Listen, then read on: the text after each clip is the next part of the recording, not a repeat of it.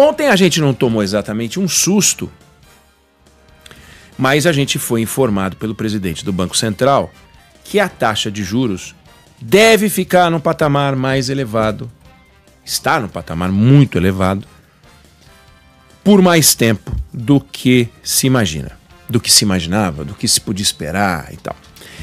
Você sabe que presidentes do Banco Central conversam ou se expressam numa linguagem muito própria, que é a linguagem do Banco Central. É uma coisa muito específica. Os economistas falam assim, os analistas acabam falando assim. Então ele diz que temos reforçado que, com as expectativas desancoradas e com o cenário que estamos assistindo, e até com o histórico mais recente, faz sentido a gente permanecer com esses juros num patamar restritivo e com tempo mais prolongado do que usualmente costuma praticar. Bom, expectativa desancorada, para quem gosta de navegação, você está acostumado a ver barco desancorado, né? Ele desancora, sai singrando os mares e tal. Quando a expectativa desancora, você imagina que a inflação caminha no sentido daquilo que o Banco Central havia recebido de missão por parte do Conselho Monetário Nacional, mas a expectativa desancorou. Não vai acontecer. E não é que não vai acontecer porque a inflação vai ficar abaixo, não vai acontecer porque a inflação vai ficar acima.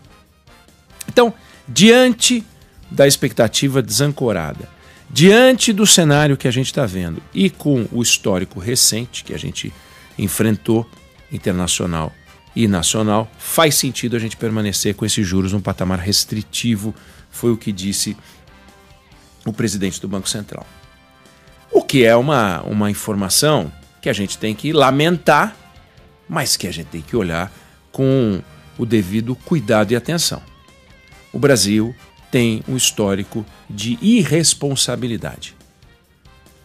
Antes, a irresponsabilidade atingia a área fiscal e a área monetária.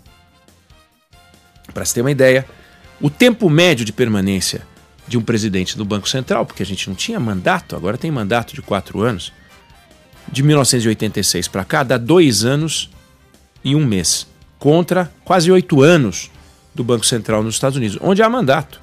Mas há mandato e lá os presidentes do Banco Central vão ficando. Então o Fed, de 1986 para cá, teve 7 presidentes, a gente teve 18. O presidente que mais tempo ficou lá ficou 19 anos, foram 2, mas o mais recente, o Alan Greenspan, ele foi indicado pelo Reagan, ele ficou a administração do Bush pai, do Bill Clinton, do Bush filho, além do Reagan, naturalmente. 19 anos, Alan Greenspan. O que mais ficou aqui ficou muito. Aliás, foi na gestão do ex-presidente e atual presidente, na gestão de Lula, o Henrique Meirelles, que ficou 8 anos. Então você imagina, você tira os 8 anos do Meirelles, olha para quanto vai a média. O Meirelles puxa para cima a média que, com ele, foi de 2 anos e 1 mês. Então, a gente tem um histórico de rotatividade que só foi interrompido com a chegada do Roberto Campos Neto. Não por virtudes do Roberto Campos Neto, mas por decisão do país de ter um mandato para o presidente do Banco Central, descasado do mandato presidencial, para que o presidente não coloque ali alguém que vai cumprir ordens dele e saem os dois juntos. Não. Então, Roberto Campos Neto ficou 2 anos de Bolsonaro e 2 anos de Lula. Agora, Galípolo fica 2 anos de Lula e 2 anos do próximo governo, sabe-se lá quem vai ser o próximo presidente. E ele deu essa informação. A taxa de juros vai ficar mais tempo. E ele faz referência, né, ele falou isso num evento de um banco, e ele faz referência à situação internacional e também à situação nacional. Não entra em detalhes na situação nacional. Agora, a gente olhando o que está acontecendo, de fato, tem um bicho estranho novo, que é um bicho nervoso chamado Donald Trump, lá fora. E o Donald Trump, ele produziu um strike internacional. Todos os países de todos os continentes tomaram um susto e um choque, que atingiu todos. Uns mais, outros menos. E o Brasil foi dos países menos atingidos. Então veja que interessante. A gente fala muito da loucura do Donald Trump, a gente fala muito da política intempestiva do Donald Trump, a gente fala muito da forma reativa como ele age. Ah, então é 50, toma mais 100, né? Como ele fez com a China e tal. Mas isso não aconteceu com o Brasil. Não aconteceu com o Brasil. Então o Brasil foi dos países, ainda que atingido, dos menos atingidos. Então não dá para a gente atribuir o que está acontecendo a Donald Trump apenas. Porque, de certa maneira, o Brasil pode até ter oportunidades com Donald Trump. No entanto, a questão interna, sobre a qual Galípolo não entrou em detalhes, é complicada. Porque o Palácio do Planalto é o grande promotor dos juros altos desse país. Historicamente. O Palácio do Planalto é sócio do nosso desajuste monetário. É o impulsionador do nosso desajuste monetário.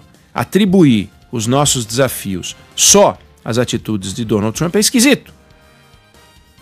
A gente tem uma variável nociva sobre os juros, mais nociva, e é a variável doméstica. Então, muitos países sobem as taxas de juros. Por que o Brasil não é apenas um dos muitos países que sobem a taxa de juros? Por que o Brasil tem que ser um dos países que mais sobem as taxas de juros? Muitos países mantêm taxas de juros mais altas. Por que o Brasil tem que figurar na lista das taxas de juros mais altas? Ou seja, quando estilinga e faz subir muito, e quando chega no patamar, sempre está no topo. Então a gente está sempre no topo do ranking.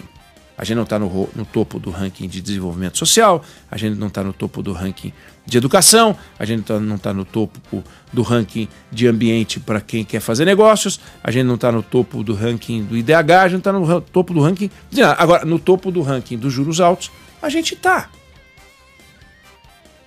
E aí a gente olha para o Roberto Campos Neto e olha para o Gabriel Galípolo e diz, mas vem cá, por que, né? Vocês não mexem nisso? Porque se eles mexessem nisso, Roberto Campos Neto antes e agora Gabriel Galípolo, se ele mexer nisso, ou seja, a partir de agora vamos dar uma mexidinha aqui, vamos baixar, o risco de a gente ter uma subida inflacionária é monumental. Por quê? Porque o agente nocivo chamado governo federal, o Palácio do Planalto, toma decisões que são irresponsáveis do ponto de vista monetário e do ponto de vista fiscal, produzindo efeito monetário. Eu digo, irresponsável do ponto de vista fiscal com consequências monetárias lamentáveis. Então a gente vê, por exemplo, você trabalha, você ganha o seu dinheiro, você gostaria de guardar algum, não dá muitas vezes para guardar nada. Quando dá, guarda pouco. Aí ele vai lá, tributa o que você guarda, impede que você guarde, toma 35% dos seus ganhos, come um pedaço direto no teu salário, no seu rendimento, ainda que você não seja assalariado, toma um tributo grande na sua produção, se você é empresário ou microempresário, e depois vem e tributa tudo que você consome. Então, é uma loucura, porque você paga na produção, paga no consumo. E aí o governo pega esse dinheiro todo, que não é suficiente para arcar, para custear todas as despesas do Estado, porque o Estado é gastador, porque o Estado é devorador de dinheiro, porque o Estado é perverso com a gente. E come dinheiro, come dinheiro, come dinheiro. O dinheiro não dá, acontece o déficit, a dívida pública aumenta, a inflação, para não subir, o Banco Central vai lá e tem que diminuir, tem que subir a taxa de juros. E assim a gente chega num patamar que é um patamar que assusta, que preocupa. Nós tivemos 270 reuniões do Copom desde que existe isso, de 1996 para cá, né? E em quase 40% das vezes a gente foi lá e aumentou a taxa de juros, né? Não é que ficou aquela coisa parada. Se você pegar o histórico de taxa de juros do governo do Fed americano, você vai ver que eles estão vivendo um momento de taxa de juros mais altas. É um período ruim, mas o que está acontecendo hoje no Brasil é assustador, porque tem uma solução. E a solução é o governo começar a fazer cortes de despesas, ou pelo menos sinalizar o ajuste fiscal. Sinalizar, por exemplo, o descasamento entre receita e despesa no campo da educação.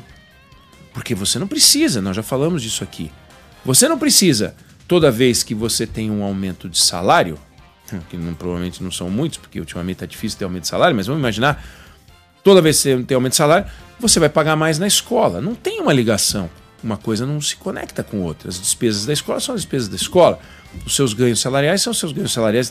Aí o governo tem aumento de receita e tem que aumentar a despesa com a educação. E é um aumento de despesa racional? Não, não é racional, não é resultado de uma necessidade, é resultado simplesmente de uma conta matemática. Tenho que aumentar porque passei a faturar mais, o que é um absurdo.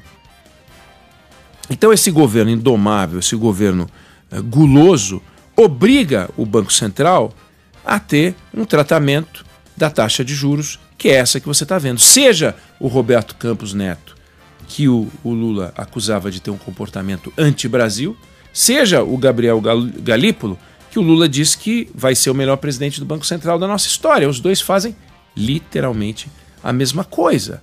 Os dois mantêm ou aumentam a taxa de juros. Não há muita alternativa. Quando o presidente Lula toma posse, ele até no início pôde baixar a taxa de juros, mas depois precisou começar a subir a taxa de juros, não o governo Lula, mas em função das atitudes do governo Lula, o Banco Central precisou dar essa puxada. Então, esse alerta do Galípolo, veja, o Galípolo indicado pelo Fernando Haddad, o Galípolo que virou aquele que o Lula disse que vai ser o melhor presidente do Banco Central da história do Brasil, o Galípolo chegou lá e ele está fazendo a mesma coisa que o Roberto Campos Neto está fazendo. Porque não é uma coisa pessoal, não é uma coisa individual, não é uma decisão do presidente do Banco Central. O Copom se reúne sob a orientação técnica de um corpo extraordinário do Banco Central, extremamente bem formado, doutores, pós-doutores. É um negócio muito impressionante. E esses camaradas olham o cenário e acabam chegando a essa conclusão que foi, infelizmente, vocalizada pelo Gabriel Galípolo. Adoraria ouvir o contrário, adoraria que a expectativa mudasse, adoraria que as coisas mudassem, adoraria que o cenário melhorasse, mas para isso o governo tem que fazer sua parte. Não adianta só ficar no expansionismo, não adianta só achar que gasto é vida, não adianta só se comportar dessa forma irresponsável, porque a herança maldita está contratada se a gente continuar assim. E tudo indica que vai continuar assim. Então o ano de 2027 tende a ser um ano comprometido, completamente comprometido. Então desde já, o governo Lula é talvez o primeiro governo que desde já a gente sabe que vai deixar uma herança maldita se não mudar a forma como está lidando com a parte fiscal. Não sei se você concorda ou discorda, mas essa é a opinião que eu tenho sobre o assunto.